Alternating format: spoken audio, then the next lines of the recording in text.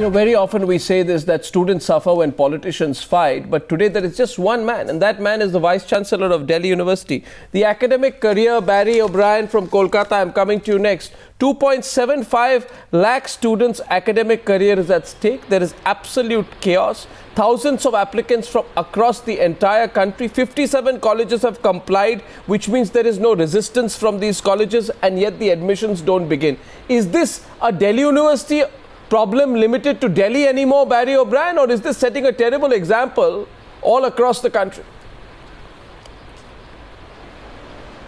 Arnab, you hit the nail on the head. Firstly, it's an absolute ego issue of a certain one individual.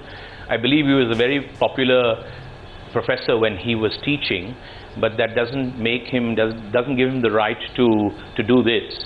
Speaking from Kolkata here in West Bengal, I am aware of dozens of young boys and girls who are camping in Delhi with their parents, spending anxious moments, spending money. Many of their fathers and mothers have left their jobs or taken leave. This is a farce. I mean, this needs to stop immediately. By tomorrow, the admissions must take place. There are lots of boys and girls who come back to Kolkata running around now for any, what they are calling second choice, third choice, fourth choice colleges. So this is absolutely absurd. And they are now saying, how can one man, we all know what's happened, that he's pushed his friends to accept this over the last 2 or 3 years because he had a bee in his bonnet for this 4-year course. You've hit the nail on the head now yourself. He had a bee in his bonnet. He pushed it. He's got charisma. He's got the right people around him. He's pushed it. And at the end result is, I mean, I know boys and girls who joined last year, and they said the professors were not prepared. They didn't even know where to begin, how to start, where to teach. Even some of them didn't even know what the syllabus was. So it's a very sad situation that a huge country and democracy like ours, and Arnab, I want to make a singular point over here. When it comes to economics, when it comes to commerce, when it comes to corporate affairs, you can make occasionally a knee-jerk decision or reaction. But when it comes to education, you have to plan many years in advance, taking all stakeholders into account, and then move ahead, because you're playing with the lives of young boys and girls, and they are extremely anxious. It's going to leave a scar on them, which they may not recover from. Hear that, Savita Jha. I'll take a response from you. I'd now like to go across very quickly, 1 second, to Kamal Jadhav. You know, because Ms. Savita Jha, you know, this whole system is as if this Vice Chancellor, what's his name, Dinesh Singh, is doing the whole education system of India a favor by introducing a 4-year course. I mean, the fact is he has no idea how to go about implementing a 4-year course. He has no infrastructure, no teachers. He takes nobody into confidence, and just because he's been able to push the right buttons to get the system moving. I got your No, what's it? Kamal Jadhav. Now let me complete. Kamal Jadhav, before you. We can afford the indulgence. I don't believe that in a country with as inequitable and disparate and economic distribution as ours, we can afford the luxury or the indulgence of an extra year of college. We need students who are going to hurry up, finish their education and get to work. That's the situation of more than 90% of our students. Right. And therefore, we can't afford this luxury, which will work in American universities because they have the money, they have the wherewithal, and the student-teacher ratio is just 1:15. Here, it's more than 5 times the amount. So we just can't afford it. He says, I'm going to make you more employable. It's being very idealistic, it's impractical. He says, I'm going to make you more employable. Do you believe that? Right before this debate, Arnab, I would like to draw your attention to right before this debate, you had a debate where you were questioning the current government's flip-flop on Gopal Subramaniam. Fine. What has changed after May 15th, I think you clearly know. And despite that, if you are not pointing your fingers towards what happened suddenly after May 16th and what has caused this impasse and the role of UGC in there, I'm surprised. What do you want to discuss here, basically? You are passing judgments after judgments. Then why have you called the panel? No, you are actually free enough to... No, Ms. Jadhav, to sit in your studio and pass on the judgments, please do that. But when you have called the panelists, please hear the response. Ms. Jha, first of all, you are not aware of basic technicalities? Midway between. 1 second, Miss Savita Jha, don't get upset. There are other points of view as well. I mean, this is not some academic council of meeting of Delhi University. I think you were more upset than me, Arnab. No, you can't bulldoze your views. The fact is you're playing with the careers of students. Number of Delhi University people, I'm not. who have said this whole program has been put together very, very hastily in 15 days, and they were just it's been very badly designed, very shoddily put together, and it's not nobody is happy what with it. What it has to do with the UGC's sudden intervention. Then why a government had pushed it? The program was running for past 1 year. If it has been planned badly, 16th, why should it be pushed on the students and let them suffer? Stop the entire admission process. Hello, why should they sit across the table and sort it out and strike a balance between the two? Talk out what? Talk out what? No, Professor Gowda. Professor Gowda. On the campus about 8 hours a day. Vice Chancellor Dinesh Singh ji, because the entire program was actually created by Academic Council, Executive Council. Lead to a middle path. path. One person behind such things. The only thing, if a mistake is done, is it a compromise? Are we looking at a compromise solution for the students? We are making a common student study history and life sciences, which is of no use. Can lead to a middle path. Yes, you are universities are professional Ms. Jha, academic courses like commerce and humanities. Ms. Jha, they really don't, need 4 years. Amrita, just a minute.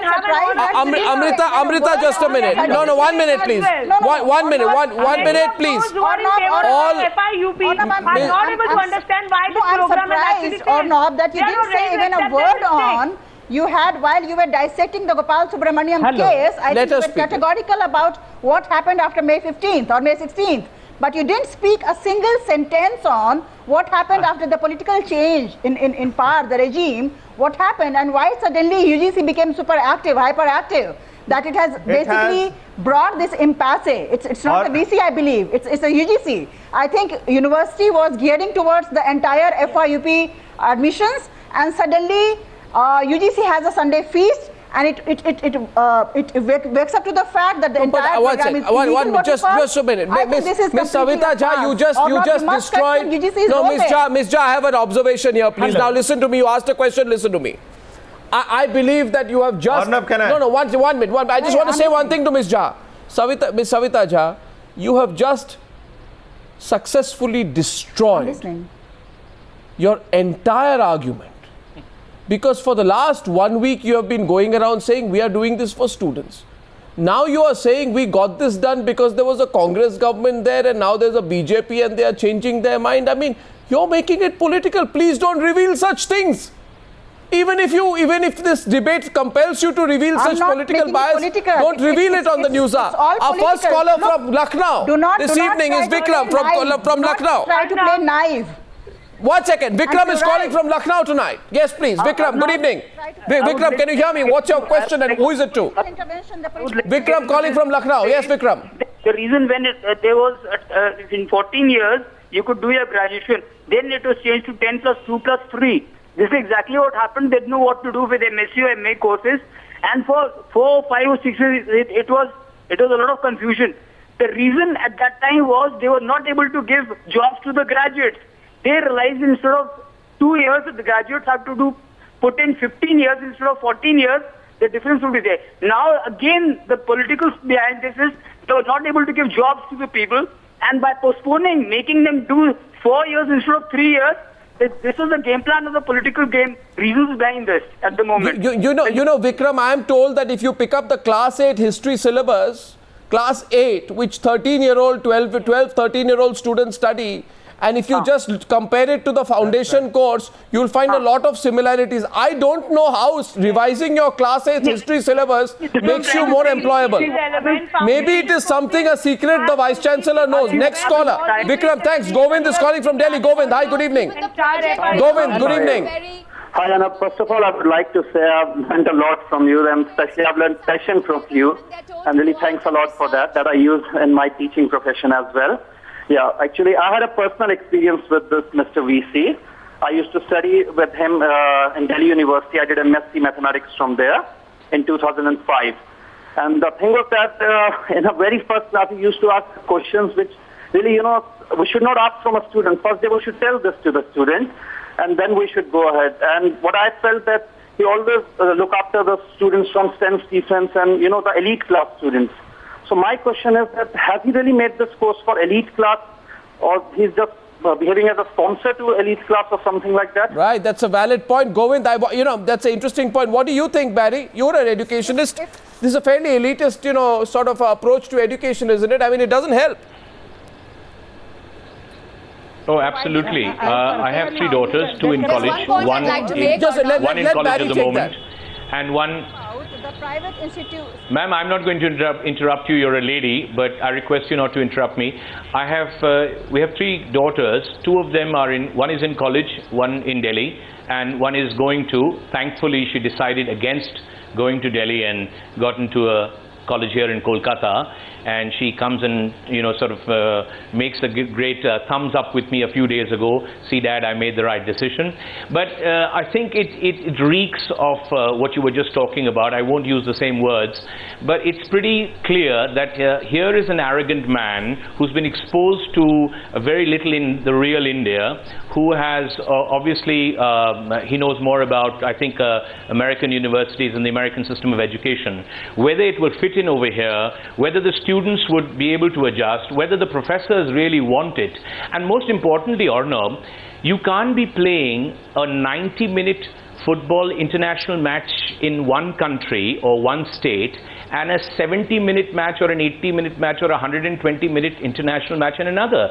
You can't change move the goalposts. You cannot simply go from 10 plus 2 plus 3 just in one singular university to 10 plus 2 plus 4. Children and young people, they're still young people. They're just out of school. They couldn't adjust to how I am going to study for 4 years, and somebody just said it on your panel, and how is my friend or my brother or sister who's in some other part of the country going to be 3 years? It's a huge issue over here. Savita, responding in 30 seconds. It's a hangover. We used to be with a name like O'Brien. I shouldn't be talking about hangovers, but we used to have a Raj hangover. I think we're now having an American hangover with one person getting carried away. He needs to basically call it a day and let the decision come through tomorrow, and the admissions take place. You know, Miss Savita, the point here is... No, you guys have to understand, with all due respect to all the other panelists, please understand one thing. Why this I completely see it as a manufactured superficial face-off between university and UGC. When government should intervene, should sit on a table, should bring negotiations, but UGC is being misused by the ministry to ensure that the political gains they get. And this political drama, why they don't finish it? Amrita Dhawan, the last point I have tonight, which is actually affecting the lives of lakhs of students. Don't make it political. You know, students have suffered enough. Yes, Arnab, I don't want to make it political. Amrita, our heart goes out tonight. Our heart goes out tonight. Just 1 minute. Our heart goes out tonight, Amrita. Amrita, our heart goes out tonight to those poor students and their parents who are standing there waiting to get admission. And I just want to say this to the Delhi University Vice Chancellor, Mr. Dinesh Singh. That's another point. One second. Mr. Dinesh Singh. Our heart doesn't go out to them. Certainly he should come out and speak. Certainly he should come out and speak. So I'm not protecting him. Everybody is worried about the students. All this. No, I don't think the. Okay, now can I say something at the end? I just want to say this at the end that I don't. Amrita, please. Why don't you have both the programs? Will be a great achievement. I'm going to. Yes, Mr. Vice Chancellor, last word to you, sir. Arnab, I want to make the point. What I think is they can have both the 3 years and 4 years program parallelly run. Give option to the students. We're trying to make a mission. Okay, one second. I think all I'd say at the end is, gentlemen, 1 second. I think this debate has gone on for far too long. Mr. Vice Chancellor of Delhi University, Dinesh Singh, take your ego aside. Assess the problem in a real manner. Realize the mess that you have created.